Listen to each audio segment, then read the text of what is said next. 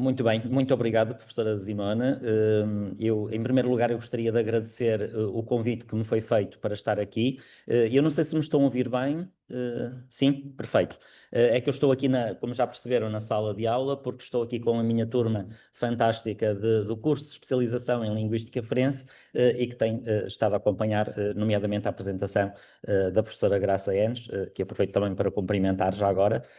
E aproveito a minha função de coordenador científico do Centro de Linguística para agradecer à professora Simone e ao professor Carlos pelo envolvimento do Centro de Linguística nesta atividade, e é sempre um prazer estarmos juntos nesta matéria. A minha apresentação, aquela que eu preparei para discutir convosco hoje, tem aqui alguns aspectos que provavelmente algumas das pessoas já conhecem, mas eu queria começar aqui por dizer, para falar aqui da questão da prevenção e detecção do plágio na área da inteligência artificial. E uma vez que eu estou cá com a minha turma do curso de especialização em Linguística Forense, vou aproveitar para falar de como é que nós abordamos esta questão da detecção do plágio na perspectiva da linguística forense, que é aquela que nos interessa. Portanto, eu vou de certa forma falar um pouco sobre as questões de ética nesta matéria, mas também olhar para aquilo que é produzido pela inteligência artificial e ver como é que nós podemos abordar essa questão do ponto de vista da linguística forense. E eu, antes de começar, queria fazer aqui um disclaimer, ou melhor, dois disclaimers.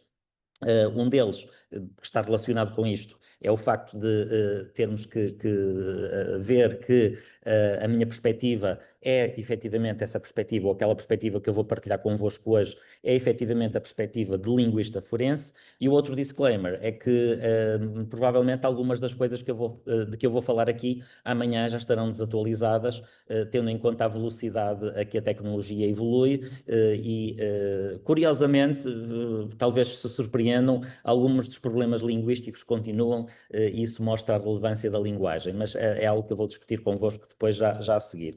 E eu queria começar aqui com um exemplo. Eu não sei se já ouviram falar neste caso.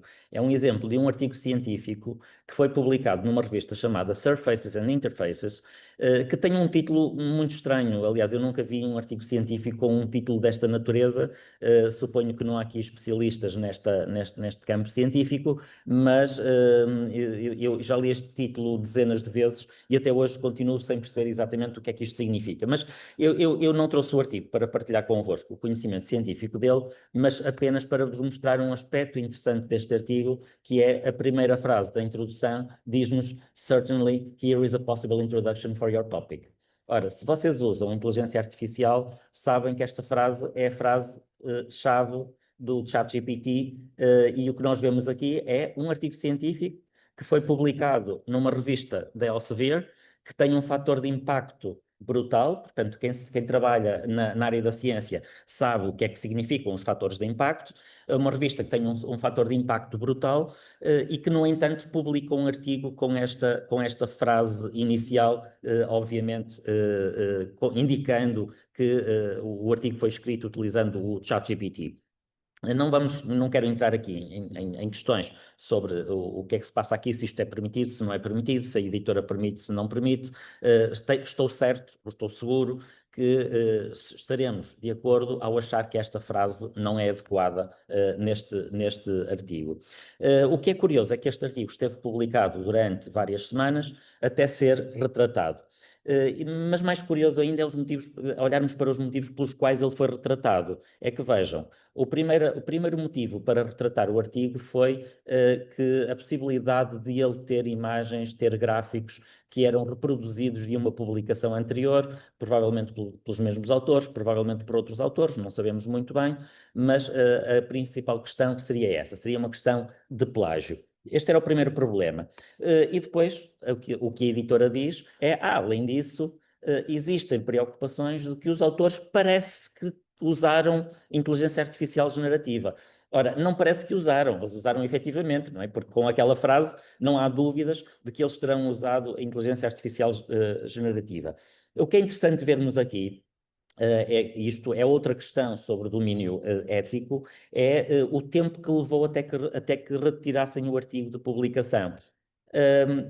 não terá sido porventura inocente, não é? Porque enquanto o artigo esteve publicado, este artigo já foi citado imensas vezes pelas piores razões, é certo, mas já foi citado várias vezes, o que significa que o fator de impacto da revista neste momento provavelmente disparou ainda mais, tendo em consideração esta publicação. Portanto, tudo isto não será inocente. É claro que nós estamos aqui a falar de uma questão que se nós formos levados para o passado, vamos remontar a novembro de 2022, ano em que surgiu este monstro chamado ChatGPT, e que levantou muitas questões, desde aquilo que são os modelos de linguagem, os Large Language Models, como modelos de aprendizagem, e tem-se falado muito disso aqui esta manhã, todas as possibilidades que os modelos nos fornecem como forma de melhoria dos processos de ensino e de aprendizagem, mas a parte que me interessa mais aqui até é a segunda parte, que é a parte dos modelos de fraude, ou seja,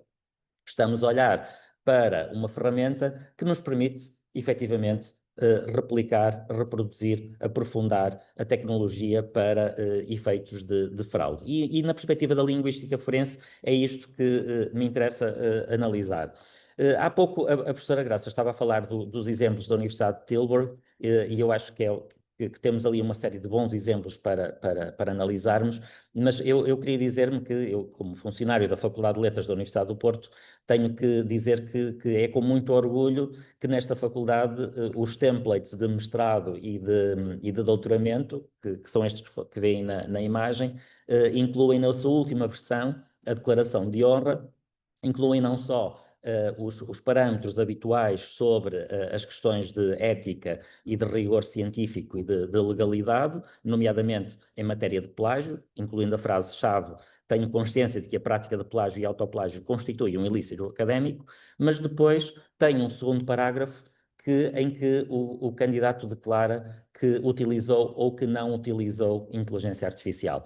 E aqui o que é exigido aos mestrandos ou aos doutorandos é que, caso, portanto, eles não estão proibidos de utilizar a inteligência artificial, só que se utilizarem, são obrigados a declarar em que é que utilizaram, e para isso é-lhes pedido que juntem os pedidos que fizeram à máquina, os prompts, e que juntem também depois os resultados que a máquina emite. Claro que isto depois, do ponto de vista da lecionação, levanta problemas de outra natureza, no sentido em que quem está num júri depois vai ter que fazer o policiamento da informação e ver exatamente o que é que foi retirado da inteligência artificial e o que é que não foi. Mas, de qualquer forma, julgo que é um modo sensato de abordar esta questão, porque me parece que proibir a utilização da inteligência artificial pura e simplesmente não é execuível, porque não se pode proibir algo que depois não se pode controlar. E, de facto, quando nós olhamos para toda a panóplia de ferramentas de inteligência artificial que nós temos, vemos que há aqui potencial enorme por parte dos modelos de linguagem. Os modelos de linguagem dão-nos a capacidade de produzir de uma forma rápida e fácil texto sobre qualquer assunto em praticamente qualquer língua, ou seja, se eu agora quiser produzir um resumo científico sobre física quântica, a área da qual eu percebo zero, eu vou conseguir que a inteligência artificial gere esse resumo. Claro que depois eu não tenho conhecimento para controlar a qualidade desse resumo, mas essa é outra questão. Do ponto de vista da linguística forense, aquilo que nos deve interessar é a dificuldade que pode existir ou que existe entre distinguir o texto que é gerado por inteligência artificial e o texto que é gerado por humanos. E este é, de facto, um problema, até porque, em grande parte, a forma como se tem abordado a inteligência artificial e a questão do plágio assenta em algumas falácias. Esta afirmação que eu estou a reproduzir no ecrã, que foi retirada de um site que eu encontrei na internet, diz que, essencialmente, a partir do momento em que o ChatGPT, como invenção da OpenAI, não implica uma cópia literal quando gera o texto, uma vez que o ChatGPT, é exemplo do que acontece com os outros modelos de linguagem, gera o texto arbitrariamente. O facto de gerar o texto arbitrariamente significa que o ChatGPT is plagiarism free, diz esta afirmação. O que não é verdade, porque temos aqui uma tremenda falácia, e nós vamos Eu vou já passar pelas definições de plágio, mas quer dizer, é óbvio que não é preciso que haja uma cópia literal para que exista plágio. E isto é algo que os linguistas forenses estão habituados a fazer em matéria de detecção de plágio. Mas podemos até passar aqui à definição de plágio. Nós podemos ir à definição clássica lexicográfica, e eu aqui reproduzo a definição do Cambridge, que diz taking someone else's words and passing them off as one's own. Temos também a definição, esta proposta por linguistas forenses, que falam da apropriação ou utilização sem referência de texto criado por outras pessoas, ou podemos até ir ao conhecido dicionário Priberam da língua portuguesa, que fala do ato ou efeito de plagiar e de imitação ou cópia fraudulenta. Mas nós podemos olhar para estas definições de plágio, e eu fazendo aqui alguma autopublicidade, estou aqui a reproduzir, por acaso não coloquei aqui a fonte, mas deveria, estou aqui a fazer uma espécie de autoplágio. Estou aqui a utilizar uma definição de plágio que eu tenho vindo a defender desde a minha tese de doutoramento, que é o facto de o plágio ser de forma intencional ou consciente, reutilização das palavras, dos trabalhos e das ideias de outrem, sem uma atribuição clara, adequada e precisa. É claro que aqui nós eu tenho sido questionado sobre se a inteligência artificial é uma pessoa e se, portanto, se enquadra na categoria de someone. E para não entrar nessas discussões filosóficas, é muito fácil alterar esta definição e substituir o someone por another sources. E aí já fica claro que não tem que ser necessariamente uma pessoa, é outra fonte. Portanto, a partir do momento em que alguém se apropria de material de outra fonte, utiliza sem atribuir ao original, então significa que estará a plagiar. Mas levantam-se aqui estas questões, inclusivamente eu já tive o prazer de discutir este assunto com a professora Graça uma vez numa sessão para a Faculdade de Direito, que é a questão de se a inteligência artificial é alguém ou não. Há pessoas que dizem que é uma pessoa artificial e nós já sabemos que não é bem assim, não há aqui propriamente base para nós podermos dizer que a inteligência artificial pode ser uma espécie de coautor. A outra questão que se coloca é relativamente àquela falácia que eu vos mostrei, daquela citação a dizer que o ChatGPT não faz plágio, é se a inteligência artificial tem capacidade de gerar texto totalmente arbitrário e totalmente original. E eu aqui queria mostrar-vos este exemplo.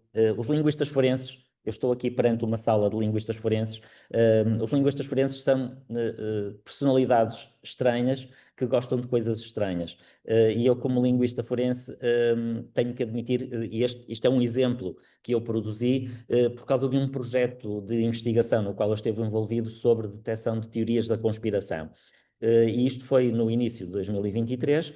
Eu pedi ao ChatGPT para gerar uma teoria da conspiração a dizer que o António Costa tinha planos para comandar o mundo. 2023 foi o ano em que o António Costa se demitiu de primeiro-ministro, portanto os planos para dominar o mundo não seriam muitos, mas para todos os efeitos o ChatGPT produziu este texto. E se vocês olharem para a frase que eu tenho assinalada a vermelho, o ChatGPT diz: "He has been quoted as saying that he wants to make Portugal great again." Esta frase, por si só, o Make Portugal Great Again, mostra-nos, e nós identificámos-la porque ela é conhecida pelos piores motivos, remete-nos imediatamente para o outro lado do Atlântico, e não é para o Brasil que nos remete-nos para os Estados Unidos. Esta frase faz-nos pensar até que ponto é que o texto é realmente arbitrário. O único motivo pelo qual nós identificamos muito rapidamente neste caso é porque nós conhecemos muito bem a frase.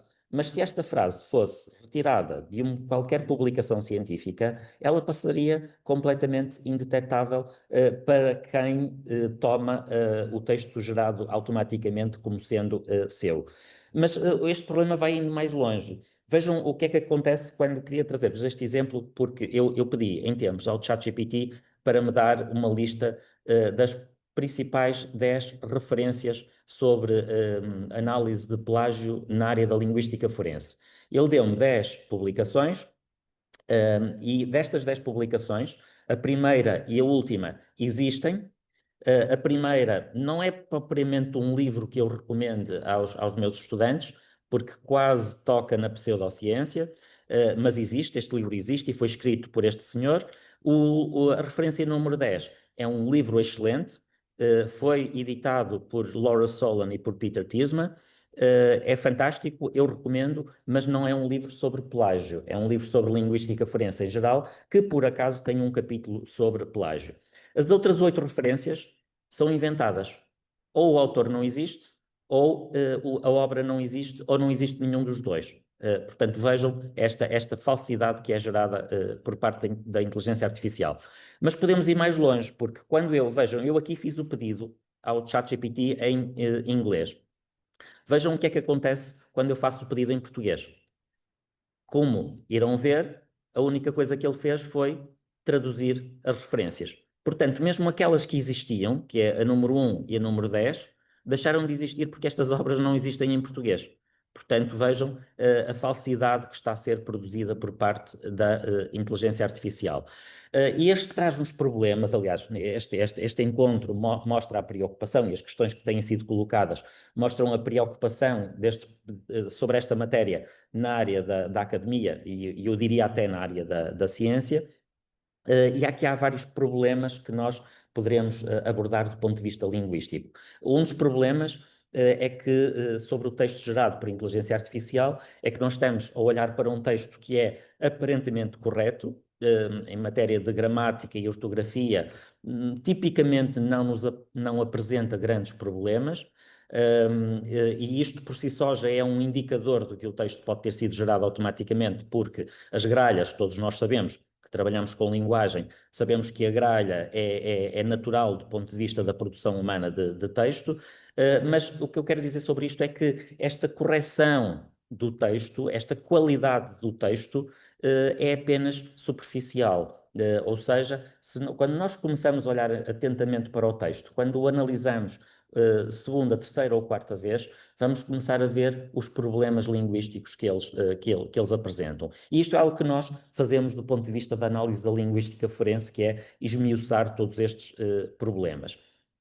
Outro problema na detecção de texto gerado por inteligência artificial é que eles passam muitas vezes por textos originais, porque não são identificados pelo designado software de detecção de plágio. E esta imagem que eu coloquei aqui neste slide é de um caso que eu sei de antigos alunos meus que utilizaram a inteligência artificial para produzir um trabalho. Eles acabaram por admitir que utilizaram a inteligência artificial e, no entanto, o Turnitin, que é a ferramenta que nós usamos na Universidade do Porto para a detecção de plágio, detectou 0% de plágio. E, portanto, vejam, e para quem está aqui que tenha interesse em saber como detectar plágio quando um estudante lhe entrega um trabalho, eu já dei aqui 2 dicas. Uma delas é a ausência total de erros de gramática e de ortografia. A outra é, quando colocado no Turnitin, se a percentagem for de 0 ou próxima de 0, significa que há algo de estranho com o texto e, portanto, há que pensar e explorar se haverá algum problema adicional. Porque é que as máquinas têm tantos problemas em detectar a inteligência artificial? É que a comparação dos detectores de plágio é normalmente feita diretamente entre os dois, ou seja, entre os textos plagiadores e os textos plagiados, entre os originais e as cópias. Mas aqui estamos perante um tipo de plágio que é. Nós sabemos sempre que o plágio é um crime silencioso devido ao seu caráter ubiquitário. Neste momento, qualquer um de nós pode estar a ser plagiado em qualquer parte do mundo e não sabe, porque o plagiador não vai dizer: Olha, eu estou a plagiar o teu trabalho. Portanto, quando nós descobrimos por mero acaso ou porque alguém nos chama a atenção. Mas este é um problema que surge, mas que é controlável e eu aqui tenho que fazer publicidade à minha área, à minha lady, que é que os linguistas forenses irão dominar o mundo. E porquê é que eu digo que os linguistas forenses irão dominar o mundo? pela capacidade que a linguística forense tem de ir além da detecção automática. Ou seja, a professora Graça há pouco já falou no facto dos sistemas de detecção atuais falharem, eles são imprecisos, eles não têm fiabilidade, têm imensos casos de falsos positivos e também de falsos negativos. Este problema na academia é grave. Nos Estados Unidos, por exemplo, houve várias universidades que processaram estudantes indevidamente, acusaram estudantes de terem plagiado, quando na verdade eles não plagiaram, e isto levanta desde logo um problema. Decorrente disto, várias universidades que tinham implementado sistemas de detecção de plágio acabaram por suspender essa utilização devido a estes falsos positivos. Ou seja, os estudantes eram inocentes e estavam a ter processos disciplinares por estarem alegadamente a utilizar a inteligência artificial. Uma informação que eu discuto tipicamente com os meus estudantes de Linguística Forense é que a análise linguística tem que ir para além do óbvio. O óbvio toda a gente vê, aquilo que é difícil ver é aquilo que não é óbvio. E eu trago aqui um exemplo que é aquilo a que eu chamo o fenómeno Delve. Como sabem, que se já produziram um texto no ChatGPT em inglês, vão ver que 99% das vezes, se for um texto científico, a palavra Delve vai existir no texto. Isto levou a que muita gente olhasse para qualquer texto que incluísse a palavra Delve e achasse que o texto tinha sido produzido por inteligência artificial. E eu queria mostrar-vos aqui é que esta matéria não é tão simples como parece. E o que eu fiz foi ir a uma ferramenta que eu não sei se conhecem, que é o Google Ngram Viewer, em que vocês colocam um enagrama e fazem a pesquisa e ele vai-vos mostrar a evolução da utilização dessa palavra ao longo do tempo. E o que é que nós temos aqui? Temos textos de 1800, vemos uma curva mais ou menos estável, e quando chegamos, a partir dos anos 80, começamos a ver uma ascensão na utilização da palavra delve, e em 2020 veem que ela dispara, a utilização da palavra dispara exponencialmente. Em 2020, o ChatGPT ainda não tinha sido lançado. Portanto, dizer que um texto, só porque contém a palavra delve, foi gerado por inteligência artificial é arriscado e pode ou não ser verdade. Portanto, nós precisamos de ir mais além e precisamos de analisar as questões de forma mais aprofundada. E, portanto, por isso é que eu dizia no início que a minha perspectiva aqui é a perspectiva da linguística forense. Eu vou pedir desculpa aos meus estudantes que estão aqui na sala, que já sabem o que é a linguística forense, mas para quem não está a par, queria só, muito brevemente, dizer que a linguística forense é vista em duas perspectivas, ou em dois sentidos, num sentido lato e num sentido estrito. Num sentido lato, ela contempla três subáreas, digamos assim. Podemos focar na linguagem escrita da lei, na interação no processo legal ou então na linguagem como prova. No sentido estrito, focamos exclusivamente nesta terceira, que é a linguagem como prova. E é desta área, essencialmente, que eu me ocupo. Sobretudo, é esta área que aborda as questões de análise de autoria, de detecção de plágio, de análise de significados, análise de cibercrime, etc. E, portanto, é nesta área que eu foco. Eu vou, por questões de tempo, porque já viram que eu ficaria aqui a falar sobre isto todo o dia, mas não pode ser, eu vou avançar agora um pouco mais rapidamente, mas queria só dizer-vos que o que eu vos vou mostrar é baseado num caso, dois corpora, um corpus é constituído por textos que foram admitidamente gerados por inteligência artificial. O segundo corpus é um corpus cujos autores negaram ter utilizado a inteligência artificial. E, portanto, eu usei estes dados para testar esta metodologia, e a questão que se colocava era se os trabalhos que constituem o segundo corpus foram ou não resultado de produção humana. A abordagem que eu adotei aqui foi uma abordagem combinada, no fundo, que pode ser comum na área da linguística forense, que é combinar aquilo que nós já fazíamos em detecção de plágio com análise de autoria. Há uma investigadora da área da linguística forense, chamada Turel, que dizia que a análise de autoria e o plágio eram as duas faces de uma mesma moeda, no sentido em que o plágio também é uma questão de autoria ou uma questão de violação de autoria. Portanto, temos aqui estas duas faces da moeda, combinando as metodologias que são usadas no ponto de vista da linguística forense, para detectar as duas, nós conseguimos chegar aqui a algumas conclusões sobre esta matéria que vão além do óbvio, como eu mostrei, do óbvio da palavra delve. Vou poupar-vos aqui ao pormenor, até porque não temos tempo para isso, mas aquilo que é necessário fazer nesta abordagem é ignorar os métodos de detecção externa, porque eles não funcionam, é o que acontece, por exemplo, com o Turnitin, e focar nos aspectos linguísticos, nomeadamente naquela que é a noção de idioleto. Isto tem outra implicação também, que é estas ferramentas funcionam muito com base em abordagens estilométricas, que são abordagens que avaliam ou quantificam os dados de estilo de um determinado autor e essas abordagens são falíveis neste texto. E eu começo por vos mostrar aqui algumas estatísticas de texto, e se vocês olharem para estas estatísticas, vão ver que elas não, entre os textos de 1 a 9, que são aqueles que foram admitidamente produzidos utilizando a inteligência artificial, e os textos R1 e R2, cujos autores negaram ter utilizado inteligência artificial, vocês vão ver que os valores não são muito díspares entre si. Portanto, do ponto de vista quantitativo, nós não vemos aqui grandes disparidades. Em matéria de resultados linguísticos, e desculpem-me se eu passar isto de uma forma muito rápida, mas são muitas as características linguísticas que apontam para a inteligência artificial. Uma delas eu já falei, que é a ausência de erros ortográficos e gramaticais, mas a outra, para a qual à qual os linguistas costumam estar atentos, é a questão de variação. Ora, nos textos de produção humana, a variação é natural. Nos textos gerados por inteligência artificial, os textos que nós obtemos normalmente são textos aborrecidos, são textos demasiado sistemáticos, demasiado regulares.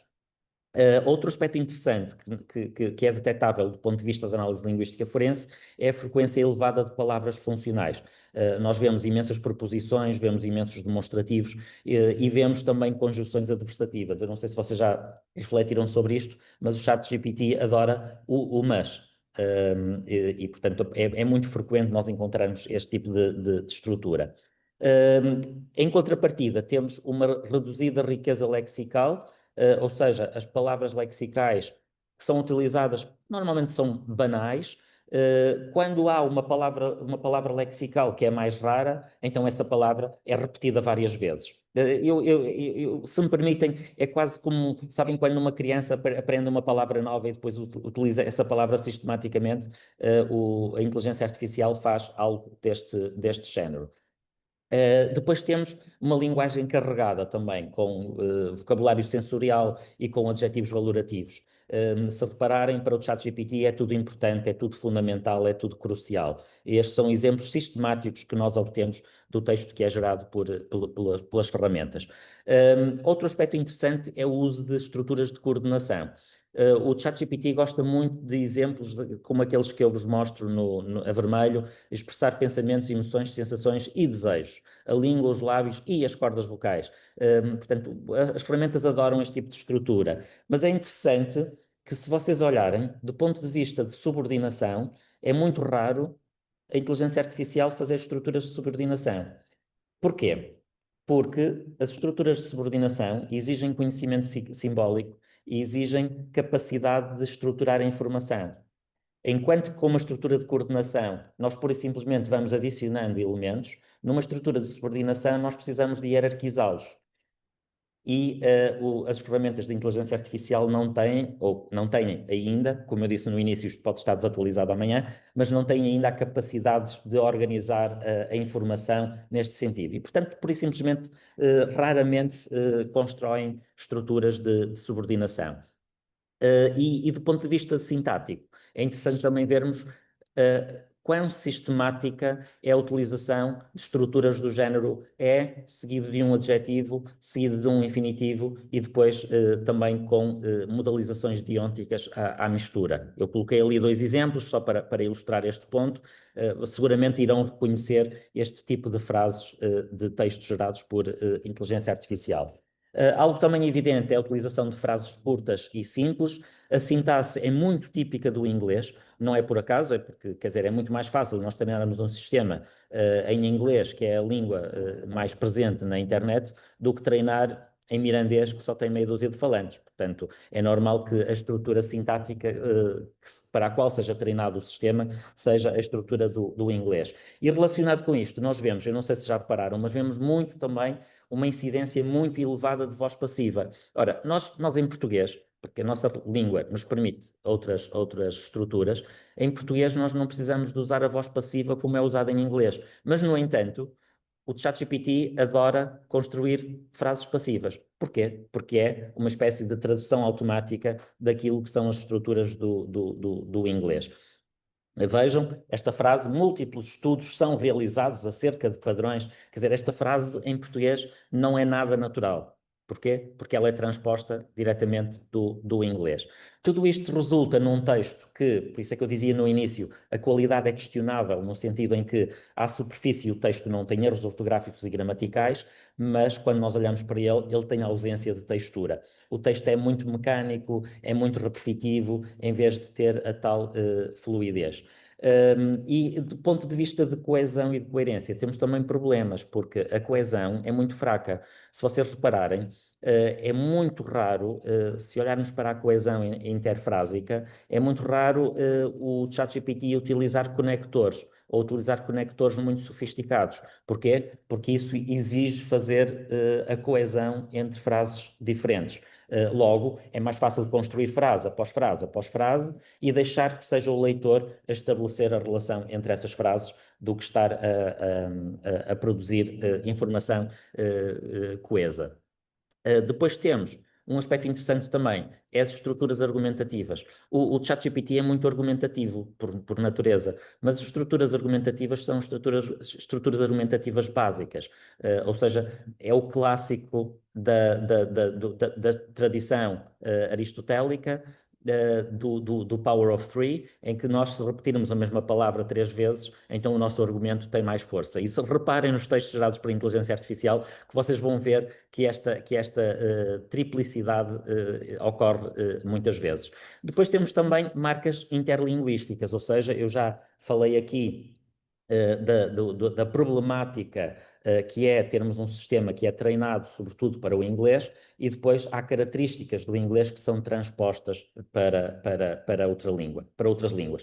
Isto faz-nos até por vezes pensar que podemos estar perante um texto que é resultado de tradução automática, quando na verdade não é, é apenas um texto gerado por inteligência artificial.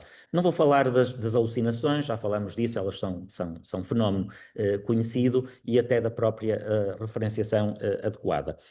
Com base nesta análise, a minha conclusão relativamente àqueles dados de que eu vos falei há pouco é que os textos no corpus cujos autores tinham negado utilizar a inteligência artificial foram, obviamente, gerados por inteligência artificial. Mas agora a questão que eu coloco, deixo-te olhar para isto na perspectiva de professor e olho para isto na perspectiva de linguística forense. A questão que eu coloco é, so what? E so what porquê? Nós estamos, neste momento, numa era em que os estudantes, eu vejo isso nos meus estudantes de mestrado, que estão a fazer, por exemplo, mestrado em tradução ou mestrado em linguística, e eu não sei se tenho essa percepção, mas eu tenho a percepção nítida de que essas pessoas, mesmo quando escrevem textos originais, já escrevem como a máquina. Ou seja, estamos a falar da interferência da tecnologia nos hábitos e no estilo de escrita de falantes, até de falantes nativos. Portanto, se um autor escreve como uma máquina, pode parecer que foi a máquina que escreveu, mas já não foi a máquina, já foi uma pessoa que escreveu esse autor. E isso traz-nos aqui desafios do ponto de vista, quer do ponto de vista da academia, quer do ponto de vista da linguística forense. E a solução aqui, ou a possível solução aqui, será, como eu dizia há pouco, combinarmos a detecção de plágio e a análise de autoria, tal como fazemos na linguística forense.